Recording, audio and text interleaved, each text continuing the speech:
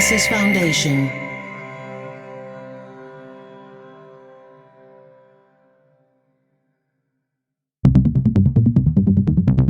Dublab.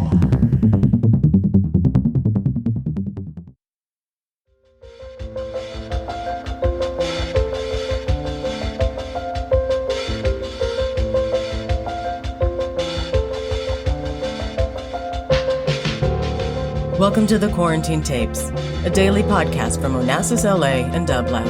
Hosted by Paul Holdengräber, this series chronicles shifting paradigms in the era of social distancing.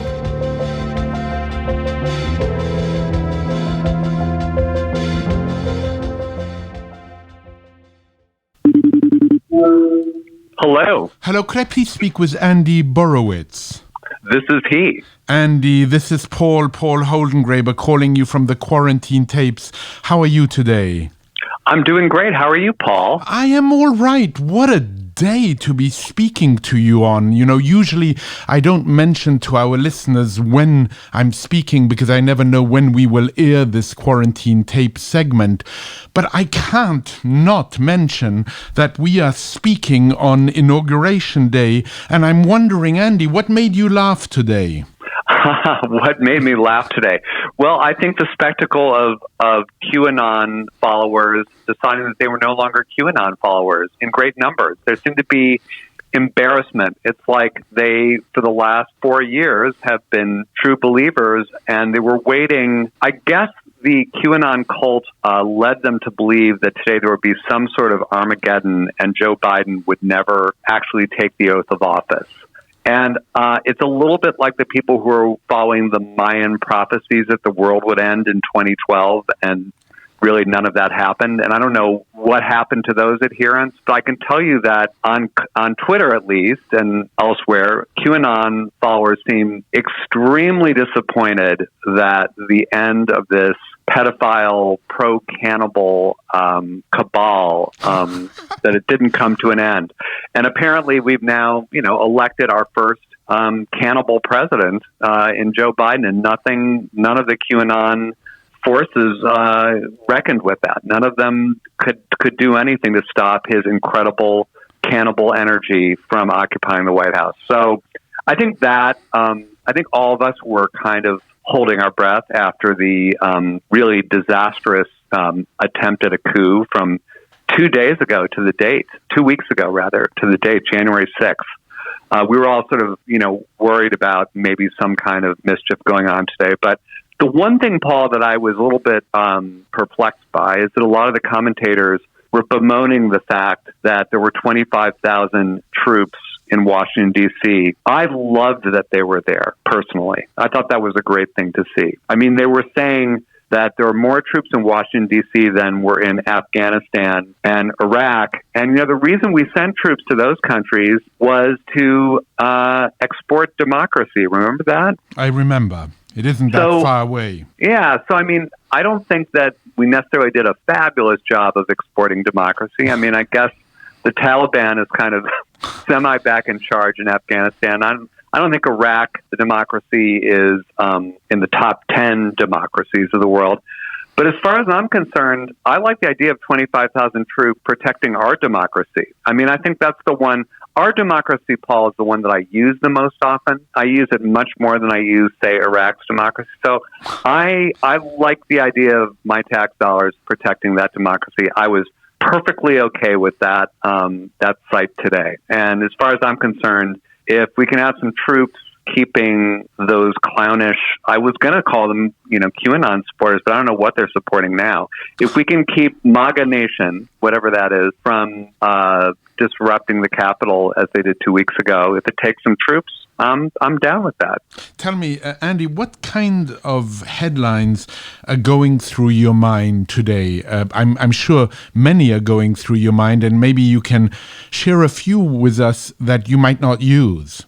Well, to me, when I saw Biden and I saw the celebration, I mean, the headline that comes to mind, if I could sum up what happened today, it would be something like Biden vows to restore nation to factory settings. I think that's what it was. I think it's interesting if you compare what he was saying to memorable inaugural speeches of the past. And by the way, I think his speech was pretty good. So did I. I think that if Neil Kinnock were listening, I think Neil Kinnock might actually plagiarize from Biden's speech. I really do. I think that it was well written. It made some really good points, and it played to his strengths, which, you know, his much touted empathy. Now it's such a cliche to say that Joe has empathy, but it's true. He's good at that. And honestly, after the last 4 years, empathy seems like an amazing skill to have. It seems like the ability to, I don't know, make a 70-yard field goal or something. It's such a hard thing for certain presidents to do, or ex-presidents, shall I say. Oh, doesn't that sound good? I just said ex-president. That sounds amazing. It was devoutly to be wished. But anyway, I thought his speech was good. But you know, it's interesting. Previous speeches that we think of when we think of inaugural addresses, you think of like FDR, the only thing we have to fear is fear itself. That's very soaring rhetoric. Or you think of JFK saying, you know, we will send a man to the moon and return him safely, if I'm paraphrasing that or whatever. These very, very lofty and ambitious things. And Joe was basically saying, I will make things semi-normal again. And that seemed like the most ambitious, visionary thing that anybody could say. It's like, really? You're going to be able to do that? So to me, it was basically factory settings, folks. Hard reset. The previous guy dropped this phone in the toilet, and I'm going to pull it out of the toilet, dry it out, and do a hard reset.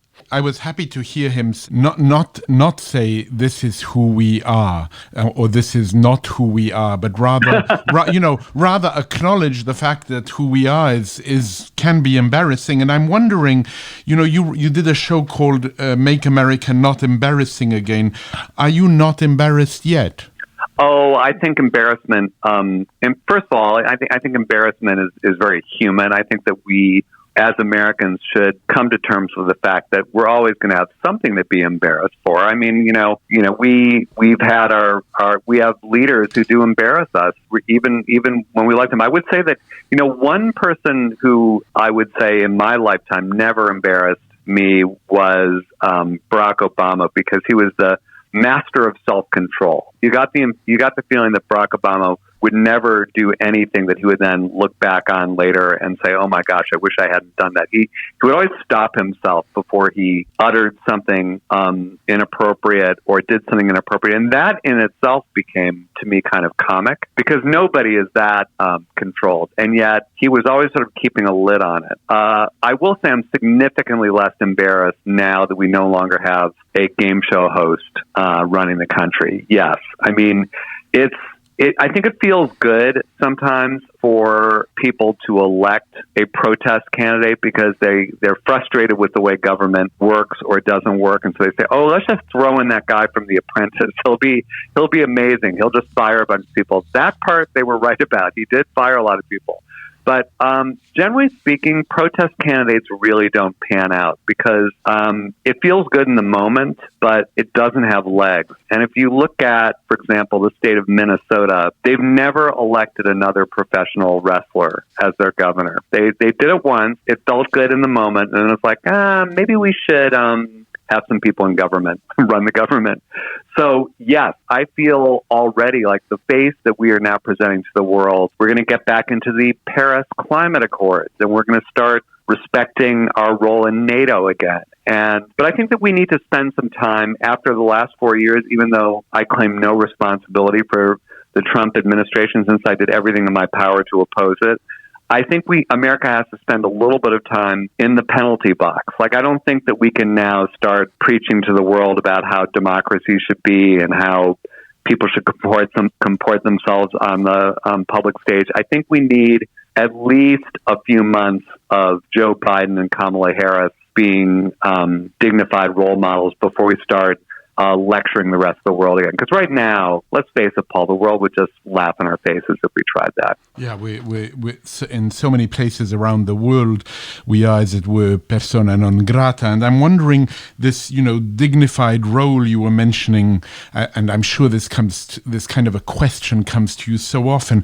Does that make your line of work or your line of business harder? I mean, you've said that Biden will be a fantastic target for comedy, and I'm wondering if you think that now, or with all the events that have happened recently, you might yourself be taking a step back.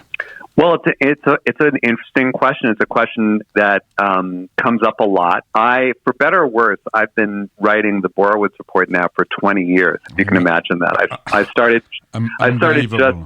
just started when George W. Bush was elected president, and when he took office in 2001, 20 years ago. And we had 8 years of Bush and Cheney.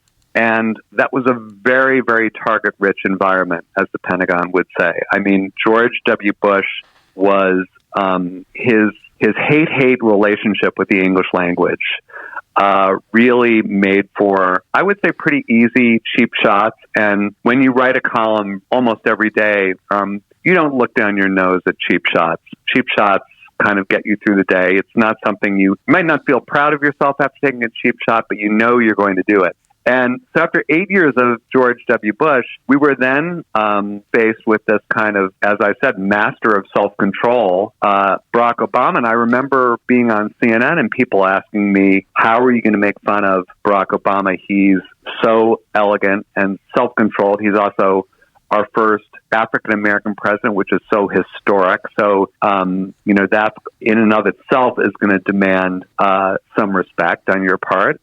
Also, and this was just my issue, I happen to agree with him politically, so that would also be kind of challenging. But what happened under Obama, which was very educational for me, was that everybody on the other side acted so insane towards him that's where the comedy wound up residing. You had John Boehner. I don't know how well you remember him, but John Boehner, who's that strange orange color, the first member of the Orange Party before Trump got in there. But John Boehner and his House Republicans kept on repealing Obamacare, even though they didn't have the votes to do it. So they did it like 75 times. They kept on having these votes to repeal Obamacare, and they behaved insanely. There was the Tea Party, also a bunch of lunatics, kind of pre-QAnon in a way. Like they were sort of kind of opened the door for QAnon. So the lesson in that, I had one very easy president, George W. Bush, and then a challenging president in Barack Obama, and they were equally fertile years for political satire. And I think the lesson is something that was actually articulated by Will Rogers, the great American political humorist from the early part of the 20th century. He once said famously, and I love this quote, he said, "There's no trick to being a political humorist when you have the whole government working for you."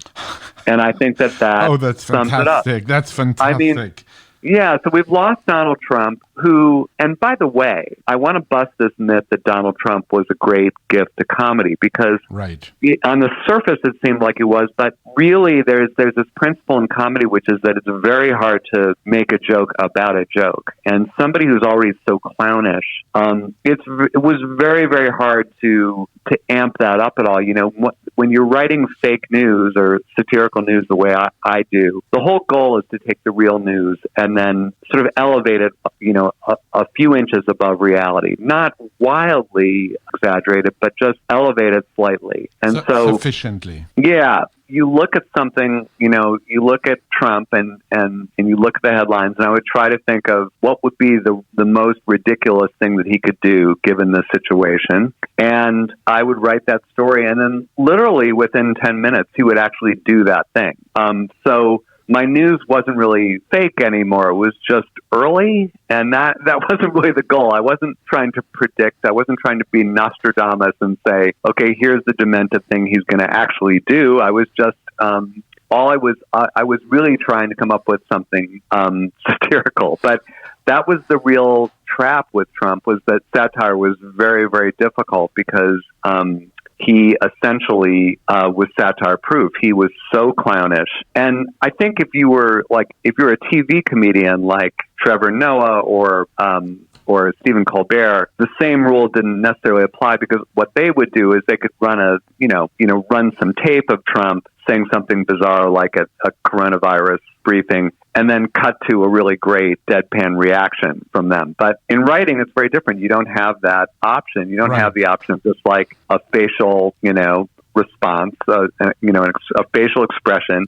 You have to somehow pull it off in a literary / verbal way. And so it was tricky. What I wound up sometimes doing was I would just kind of use Trump logic and just try to think, okay, he's lying to us all the time. He's gaslighting us constantly. So why don't I just take him at his word and try to just say what would happen if what Trump was saying was actually true. And so I'll give you an example of that, because I know that sounds a little abstract. But this seems like ages ago, and now it almost seems quaint, given the fact that he attempted to overthrow the government 2 weeks ago. But remember when the biggest issue facing Trump was Stormy Daniels? I do. Yes. Stephanie Clifford is her actual name. She's her performing name as a thespian is Stormy Daniels. And it came out that Michael D. Cohen, who was Trump's lawyer at the time, had paid Stormy Daniels, I believe, $135,000, I think is the number, to buy her silence. And this emerged and was a pretty big, embarrassing story because, first of all, it may have violated campaign finance laws, but also it pretty much nailed the fact that Trump had sex with this porn star. I just went out and said it. I was dancing around her profession before, but now I'll be a little bit more explicit. Thank you. So it was good. I'm glad you appreciate it. Very much, very much. Call things by their name. Exactly. So there was just a lot of, at that point, pretty open speculation that Trump had sex with Stormy Daniels. And Michael D. Cohen came out, and in a great example of Trumpian gaslighting, he said, no, Trump didn't have sex with Stormy Daniels. He was afraid that she was going to say she had sex with Trump, and so we paid her $135,000 so that she wouldn't say it. That was the gaslighting they did. So I thought about that for a moment, and I thought, well, wait a minute. I also have never had sex with Donald Trump. So where's my $135,000? They should be paying me to keep me from saying it. So me too, please.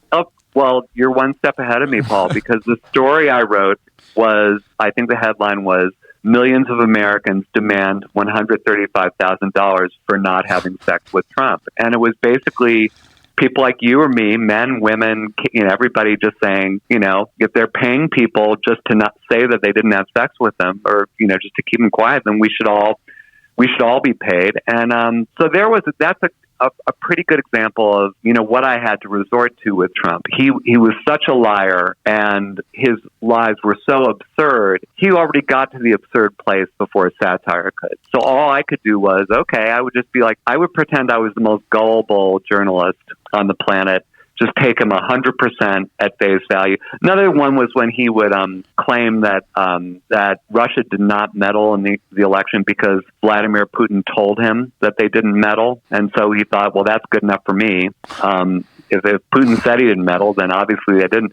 So I had basically Robert Mueller canceled his investigation based on Putin's evidence because he just said there's a very time-tested practice in law enforcement, which is if a suspect says that they didn't do something, then the case is closed. You just cannot pursue it any further than that. So again, it was like, they're really expecting us to believe this gaslighting reality. So I'm personally very happy that the gaslighting is over because I think what we're also seeing is that, a lot of people, based on, the guy, the QAnon shaman and everybody else running into the Capitol 2 weeks ago, a lot of people unfortunately fell for it. So it was, on a not so light note, it was pretty damaging. It'll be nice to see whether I don't expect Joe Biden to be 100% truthful because no politician is, but, compared to Trump, I mean, come on, it's going to be like he's been administered sodium pentothal or something. The way you just described some of the headlines you came up with made me really think of this quotation you so much love, I know, of Mark Twain, where he says, there's nothing funnier than the truth stated nakedly. And also Twain came to my mind when you were talking about predictions. I always loved his line that it's really hard to make predictions, especially about the future. That's a great one. His sort of maxim maxims, axioms really do. It's amazing how timeless they are, and it's a lot like his writing in general. Like, you know, the best of Mark Twain is that it's so simple and so kind of unembellished that it reaches us across the centuries, which is so unusual for any form of writing, but especially for comedy writing, because comedy writing, and mine especially, has such a brief shelf life, because we're writing about the way we're living now and the things that are happening now, and we're writing in a vernacular that's of the moment. And so there's very little hope for our stuff lasting. But Mark Twain, somehow, he's just has had this freakish, I guess genius is the only way you can describe it, of, you know, there are few writers like that, you know, Shakespeare, Mark Twain. Not there isn't a long list. Well, but here is a serious question in a sense, which is that your work is very time sensitive, very timely, and partly the reason I asked you what headlines might be going on in your head today on Inauguration Day is precisely to tap into that timely aspect of your work. And yet, I sometimes wonder, Andy, do you sometimes wish there was something less time sensitive in your work? And I'm thinking here of an example of a comic who I think you probably enjoy as much as I do, which is George Carlin. And George Carlin, you know, it was certainly of a period, but listening to him now or reading him now, it still is so pungent. Well, he's in that Mark Twain category. You know, That's right. I actually did an anthology for the Library of America about 10 years ago, actually, called The 50 Funniest American Writers. And it was that title was really chosen just to piss people off, because whenever you do a best of list, you know, and you rank people, it always annoys people, because they say, well, why wasn't this person included? Often it's people saying, why wasn't I included? Which really annoys people. Like they thought they should have been on the list. It was kind of a marketing gimmick to call it that. But George Carlin, obviously, he is in that Twain category, because he had that. And I think Will Rogers, who's been kind of forgotten, unfortunately, maybe he'll have a revival since I keep quoting him. He is also in that category where a lot of his stuff really does hold up, and it is timeless.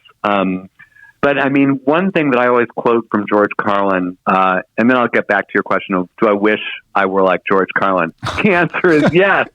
Of course, I also wish I were Mark Twain and William Shakespeare, by the way. And I also kind of wish I were J-Lo. She was amazing today. And that you got the $135,000. I mean, we wish a lot of things. So many things.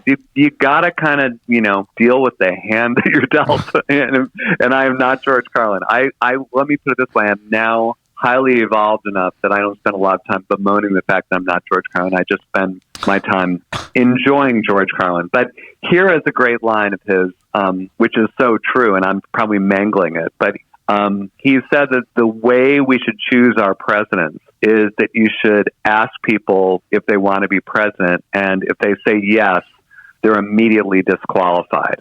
And I think that is, you know, that pretty much in a nutshell sums up. Now, I know that we have just elected a president who kept trying to be president for about 40 years. So right. I think by George Carlin's rule, I'm sure Joe Biden would be disqualified.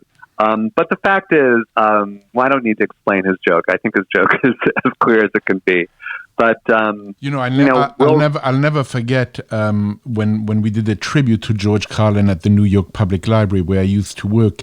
His daughter came on stage to say that never, ever had her father been as happy as when the 7 Supreme Court justices had to repeat ad nauseum the 7 words you can never say on the radio or on television.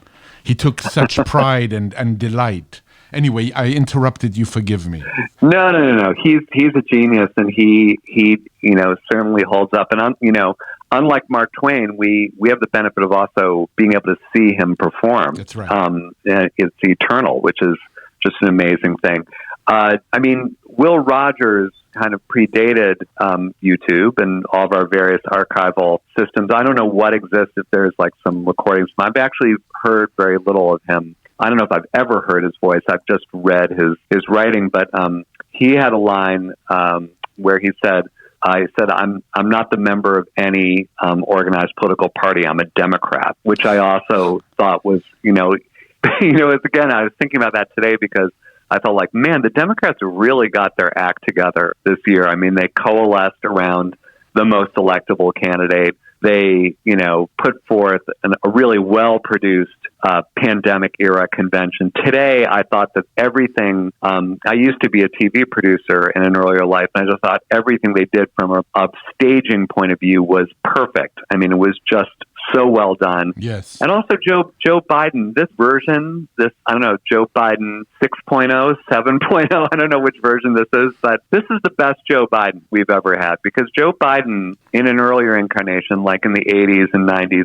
was in fact a really great target for comedy because he was so undisciplined. I mean, once you put a microphone in front of him, anything could happen. And they've kept Joe Biden in general down to a diet of about 200 words a day. Right. And I think as long as they keep that up, this is the best Joe Biden anyone could ever dream of. He's really... In a way, what you're saying is if only they can make sure that Joe Biden doesn't speak too much, will be okay. I must say, Andy, two of your headlines recently, which was part of the reason I really wanted to talk to you now, and as it so happens, we're talking on this ominous day, the two very recent Borowitz reports that I loved, both of them about the second act, was the one where you say, Fauci says immunity for Trump requires 2 doses of impeachment.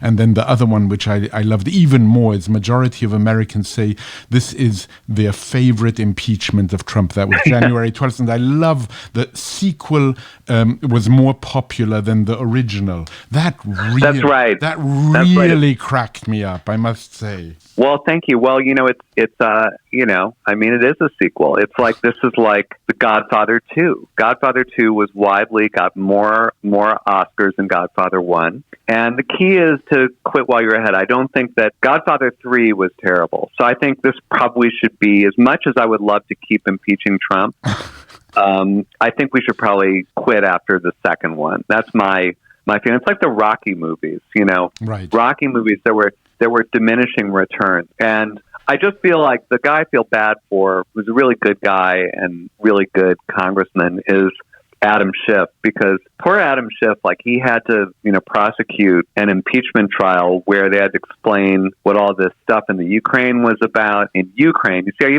didn't even say the country right. They kept on slipping and saying the Ukraine when it's simply Ukraine. So that's a problem right there. And then they had to explain that it was a quid pro quo. So they're speaking in a dead language to the American people, many of whom don't even speak English that well. And you're explaining to them a Latin term. So I felt like he was really behind the 8 ball. I think he's going to be watching the second impeachment, or impeachment part 2, and he's going to be saying, man, if only I had material, if only I had Rudy Giuliani and Mo Brooks and Trump inciting rioters, and then footage from some of which is from my employer, the New Yorker magazine, footage of people ransacking the place where the trial is being held. Yeah. I mean, that on top of everything else, that's very meta. I mean, that's very postmodern. That's right. That video that the New Yorker did was truly extraordinary and chilling. Andy, do you ever feel really, really misunderstood? And if so, how so? I mean, I know that you've put on the Borowitz report on the New Yorker site, not the news, but that doesn't always help. No, I mean, this is also, by the way, it's an issue that I've dealt with. I mean, there's a website you might be familiar with called Snopes.com, and Snopes is dedicated to myth-busting, and they will say whether something is real news or fake news, or sometimes they will say satire. And I'm very grateful that that's what happens when people misunderstand a story of mine. I did a story about our late lamented education secretary, Betsy DeVos, who was a favorite target of mine because she was an education secretary and she was also the dumbest person in the country. So she seemed miscast in that role as far as I was concerned, just my opinion. But I did a headline which was Betsy DeVos says that Trump's 40% approval rating means more than half the country supports him. And this got very widely shared. I mean, I think partially one phenomenon I've noticed, and this goes back over the 20 years I've done this column, is that sometimes the stories that really convince people that they're true are when they're about people that you already have kind of a low opinion of. So if it's, I guess, a form of confirmation bias. So if you already think Betsy DeVos is a dope because at her confirmation, she said that we should have guns in classrooms because bears might attack. I mean, she actually said that. So if that's what you know about Betsy DeVos, the fact that she would maybe have a problem understanding that 40% was not more than half wouldn't surprise you and say, holy cow, she said that. And so in general, that kind of confirmation bias kicks in and some of our critical faculties are suspended. And that's why it's very handy that an organization like Snopes.com comes in and says, no, that was satire once again. I am misunderstood despite the many very, very overt, blatant labelings that we apply to the column indicating that they're satirical. But once again, if I can peel back the myths of time, I think I just did a mixed metaphor. You'll forgive me. Okay. I don't know what you do with myths. If you roll them back, myths can roll back, I guess. So we roll back the myths of time. One of the most famous pieces of satire, and I'm sure you were well versed in this, as are many of our listeners. I'm sure since they listen to you, they're very highly educated. One of the most famous piece of satire ever written was A Modest Proposal by Jonathan Swift from the 18th century. And it was an essay written very deadpan in the style that, I adopt and The Onion adopts and every other person writing satire tends to. The more serious, the better in general for satire to work. And he was making what he called a modest proposal, which was the best way to solve the hunger problem among the poor was to let them eat their children. And he stated this proposal in a very sober way, and this caused tremendous outrage. Everyone believed that he was making this proposal seriously, including the Queen of England. So the problem of satire being misunderstood is actually as old as satire. It's not. People sometimes will say, oh, this is a problem with social media and everybody wants to crack down on social media. Social media has its problems, but the fact that people don't get satire is not that. Social media's problem. That's the problem with us. That's the problem with readers and the audience and our lack of critical thinking. And I think we can beat up on Mark Zuckerberg for so many things, but I don't think we can lay this one at his feet. If we had time, world enough and time, I would ask you about your leaving Twitter and how different it is for you to have left Twitter to save your marriage than for than for Trump to have left Twitter and feeling that he has really nothing else to do, at least in the last days of his presidency. But instead of that, since you mentioned Swift, few people, I think, would know that you have an interest in restoration drama, and few people. Oh my gosh! And few people would know probably that Hobbes mattered to you greatly, and that you came up. You quoted this line where he says, "We laugh out of a sense of sudden glory," which brought me to a much more current thinker who's incredibly important now for all of us, who's Hannah Arendt, who said that laughter is a form of self-sovereignty, and I'm wondering how that resonates with you. Gosh, I had never heard that quote, but that's a brilliant quote. And Twain, actually, since we're quoting all of our favorites, all our favorite comedians, George Carlin, Hannah Arendt, I mean, all of the real funny people out there. But no, I shouldn't beat up on her. No, I can give you a few more. For instance, Thomas Bernhard said, "Whoever can't laugh doesn't deserve to be taken seriously." But anyway, go on. Well, I mean, Twain. I mean, sort of related to what she said. What Arendt said was that Twain had this theory that I'm misquoting it, but it's sort of like against the force of laughter, nothing can stand, and it's sort of about the power of mockery. That mockery actually can, topple dictators is a little strong, but it actually, it's just interesting when the statues of Saddam came down. People were like throwing their shoes at the statue, the ultimate sign of disrespect, and it's kind of a comic takedown to throw your shoe at somebody. I know in that part of the world it has particular power and symbolism. But first of all, I must congratulate you or your staff on the incredible deep dive you did into my past to find out that I wrote my senior thesis in college about Restoration comedy. And for those who are not familiar with Restoration comedy, let me just quickly suggest... There are only a few people who are not. Yeah, okay, good. Wikipedia is going to give you a good guide to it.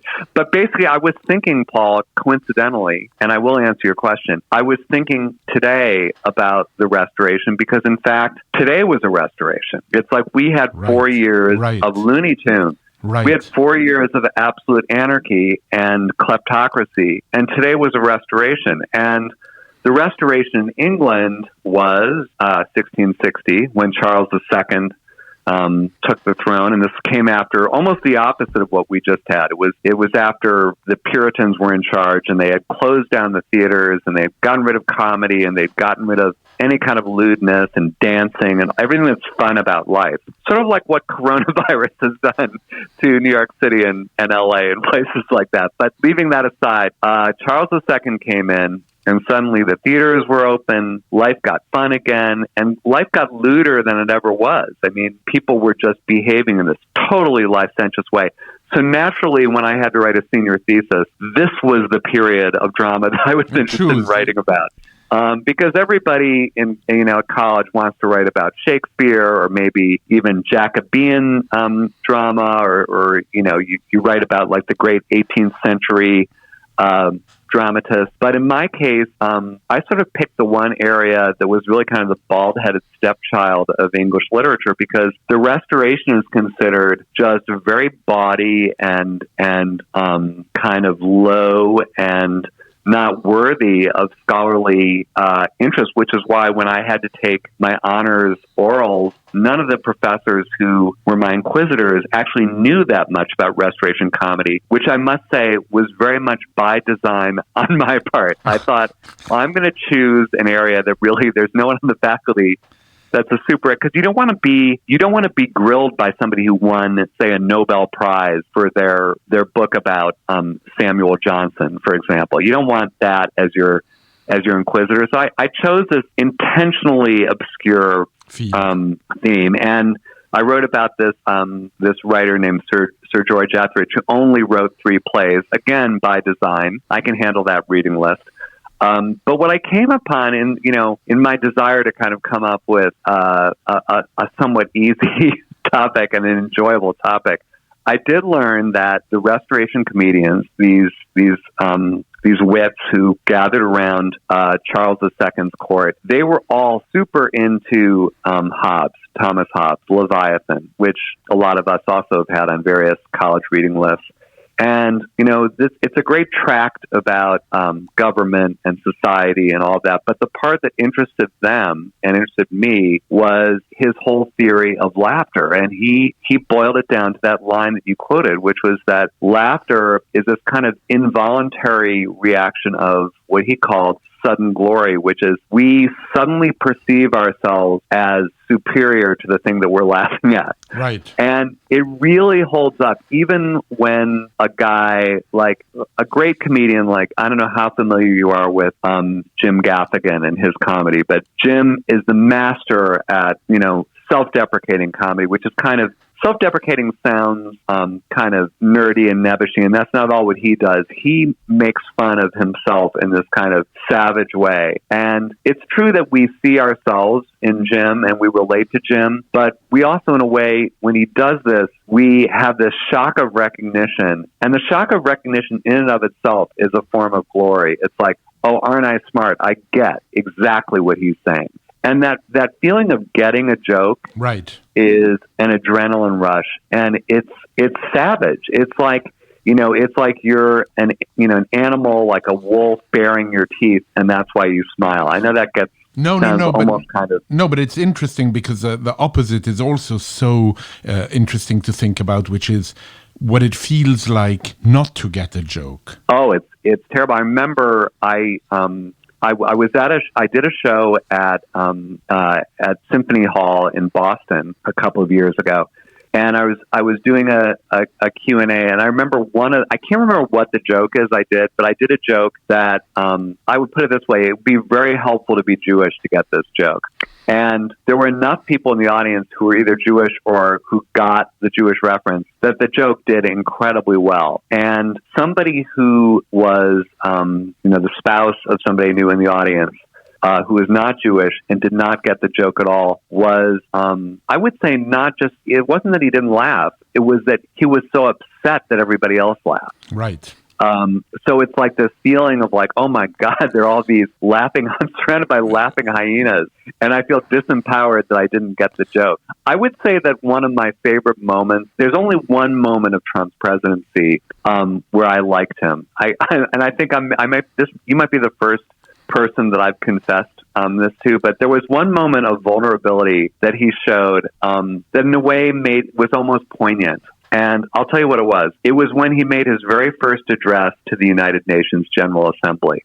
And in a comic sense, a comedian sense, he didn't really gauge the room properly. And so he got up there, and instead of making a statesman-like address, he just got up there and did what he always did, which was he just touted all of his achievements, which mainly were in his own mind. They weren't things he'd actually accomplished, but he rattled out all these things that he thought he had done. And he said, based on everything that I've done thus far, I think we'd all agree that this has been the most successful presidency in the history of the United States. I'm paraphrasing. You're already laughing. Yeah. Well, so did the entire UN General Assembly.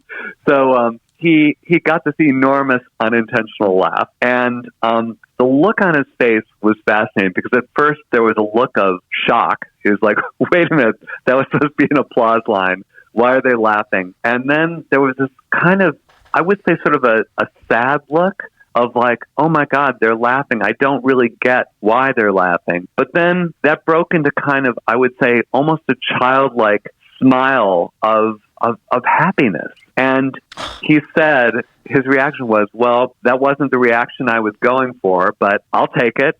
And I thought, oh my God. Fantastic. But it's so interesting because in a way your example works perfectly as not having a sense of sudden glory. Right. Just the opposite. It's exactly the opposite. And I thought that, reading that Hobbes line, it really made me think, and it made me think of this wonderful line of Lawrence Durrell with which we can close, Andy, where he says, like all young men, I set out to be a genius, but mirthfully laughter intervened. Oh, that's wonderful. That's wonderful. That's fantastic. That's something that I guess everybody who looks at the world from a comic point of view loves to embrace the idea. So much of that's a great quote to end on it. And I would say, I will never say that thing about laughter is the best medicine because I actually think Prozac and a whole bunch of other things probably do it better on the whole thing. And I also think these vaccines sound amazing, so I'm not going to put laughter up there. But I do think, given what we've been through in the last 4 years, it was helpful. It was, for me, that's my job and my only response to the nightmares and the depredations that the country and the world suffered as a result of this guy and his enablers. We should not leave them off the hook. His Vichy government. The depredations that everybody suffered through. The fact that we were at moments at least able to mock it really was essential to survival. I know that sounds over the top, but I think it's kind of true. Andy, what a pleasure and a delight to talk to you on Inauguration Date. I hope that your subject will remain very, very full of fabulous headlines you will come up with. I wonder if you will grace us with a headline today or tomorrow soon. I can't wait to read you, but I really thank you so much for taking the time. It's been a real pleasure, actually a delight. Well, thank you, Paul. It was such a pleasure to be part of these tapes. Thank you. Take good care, and I hope when we can see each other once we've taken the second dose. Thanks a lot. Bye-bye. Bye-bye. To support this show and Dublab's progressive programming, go to dublab.com/support.